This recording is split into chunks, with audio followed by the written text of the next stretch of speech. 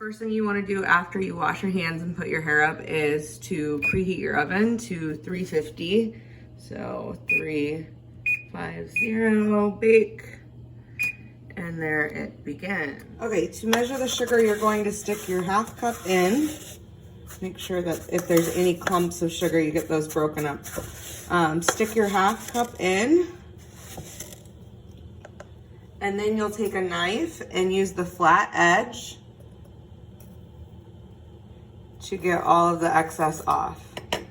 So that 1/2 cup of sugar is going to go into a bowl and the room temperature butter is gonna go in with it, and we're going to cream that together. So make sure you get all the sugar off. Close your sugar up nicely so it doesn't get clumps. Okay, to measure your brown sugar, you wanna make sure that you're packing it. So I will show you how to do that. I just use the bag to pack it down. So again, just use your hands on the cup, pack it down nicely. Get all the excess off. And it will look like this. Make sure that it's packed down as tightly as possible. There's not much room to add anymore. Then you can add that with your sugar. Okay, so I've now added the butter and all of the sugar in. This butter is room temperature. As you can see, it's pretty soft. If your butter's not room temperature, you can warm it up for like 30 seconds. You don't want to melt it. All you want to do is get it soft, okay? And we're just going to cream this all together. So get the butter in this. You can turn it up. Oops. And I will show you when it's done. Okay, now that the butter is creamed together, you are going to add the eggs one at a time. So there's only one egg in here. And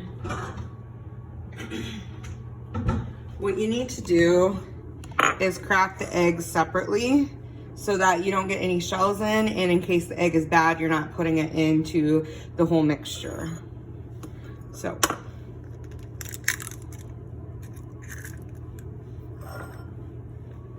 There is the egg. Looks perfect. So we are going to add the egg in and then mix it up.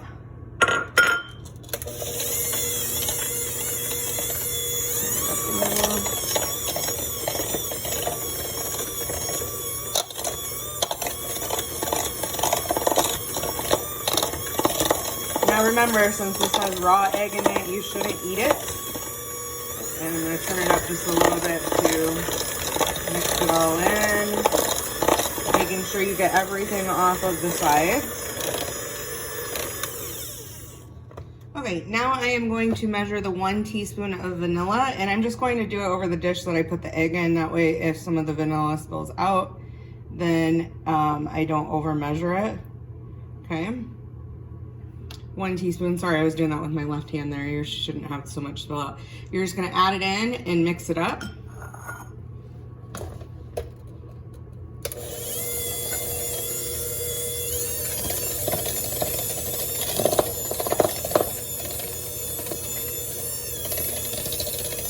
So that's completely mixed in. We got everything off the sides. Turn that off.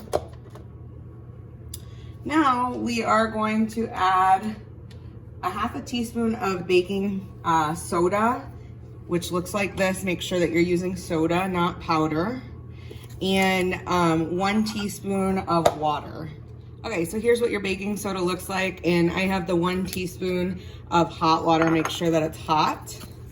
So usually there's a sharp edge on this baking soda like this, and you can just use that like the knife. Okay, make sure to get all the excess off there. So that's a 1/2 teaspoon. We're just gonna add it straight into the hot water so it dissolves. And you can actually just use your spoon here. Okay, notice how it's all dissolved now. So we're going to add this in. I've never done it like this, so make sure you get every last bit of this. And then we also need a 1/4 teaspoon of salt.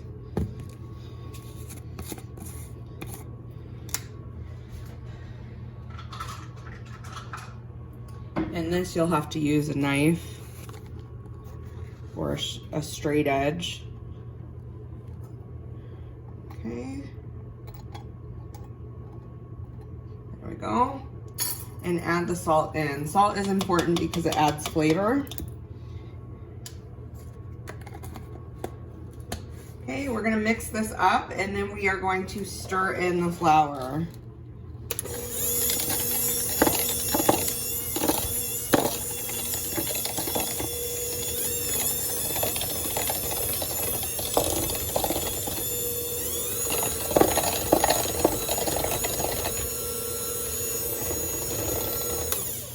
Okay, that should be good enough here. Okay, so now I'm getting the 1.5 cups of flour. So remember, use your straight edge to just get everything off. Go both ways so you can make sure that you get all of the excess flour off. And that's just gonna go straight into the bowl. That's 1 cup. Now we need 1/2 cup. So I'm gonna dip the 1/2 cup in and get the excess off. Okay, just kind of push it off. There's your 1/2 cup. It says stir in, but you can mix it in with the mixer. And then after that, we're going to stir in the rest. Okay, so you're going to want to start off slow with your mixer so you don't have flour flying everywhere. Hopefully you can see this pretty good.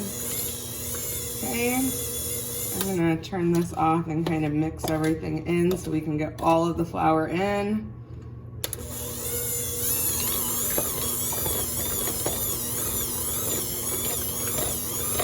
Okay, the best thing that you can use right now to get everything off of the sides is a rubber scraper or rubber spatula, which looks like this, or yours might be a different color, but this is what mine looks like.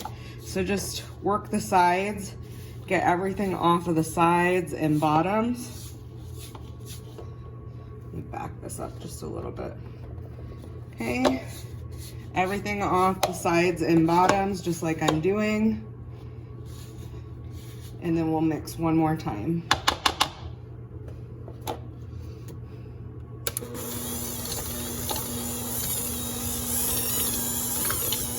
Okay, you can turn it up as you go. Now it looks like a dough consistency. And what we're going to do is just fold in the chocolate chips, or in my case, I'm using white chocolate chips. So you'll want to get everything out of the middle here. Make sure to turn it off and unplug it first before you mess with it. And you can just do this or use a spoon. Again, you shouldn't eat this because raw eggs can cause salmonella, although I know cookie dough is just so good. So get all the excess off. Now we're going to add in our chocolate chips, or in my case, I'm using white chocolate chips just because I have an allergy to chocolate. So I only have a 1/2 cup here, so I'm doing it twice, but you only need 1 cup. And you can fill it a little bit full because there's some extra space when you have little morsels like this. So you're gonna do a 1/2 cup here, and then another 1/2 cup. If you have a full cup that's clean, then just use that. Once they start spilling out is a good indicator of when it's ready. Okay, so that's 1 cup. Got an extra one sitting there. So what you want to do is just stir this in. You don't want to use your mixer. Your mixer will break everything apart.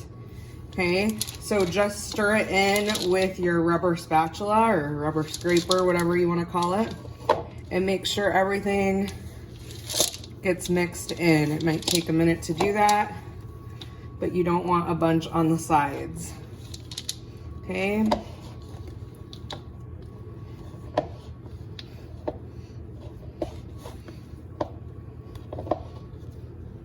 Okay. So once that's all mixed in, then we're gonna get a cookie sheet ready and we are going to bake them.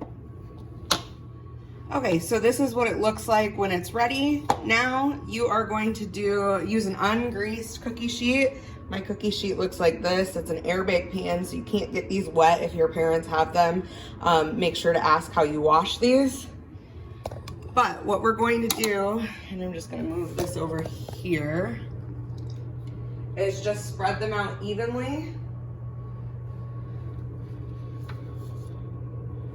Okay. Might wanna do a little further from the edge. And if you have a cookie scoop, that's what works best. If you don't, then you'll have to use a spoon and just try and make them pretty uniform. Let's do, I don't know how big they're gonna get. I've never used this recipe. We're gonna move this down. Never used this recipe, so we're just trying it out because the other recipe we had was not working out. So just spread them out evenly, and you'll probably have to use a couple of pans. If you don't have a couple, then you can just make them in batches. Okay.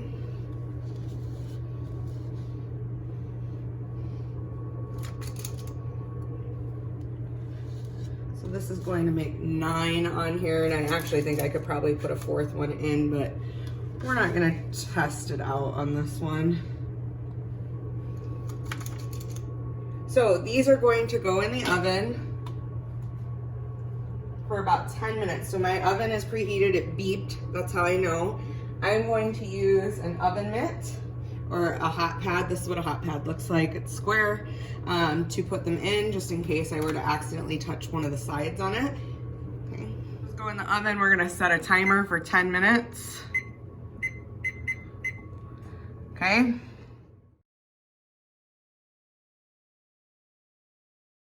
If you don't have a cooling rack, you're going to let these just rest here for a little bit until they're cool enough to put on some parchment paper on the counter here. Otherwise, if you do have a cooling rack, just give it about a minute and then you can move them to the cooling rack so you can add the rest of your dough. So I have another pan in the oven now, and then I'm going to add this to another pan and they will be done. They should be golden brown like this when you get done with them.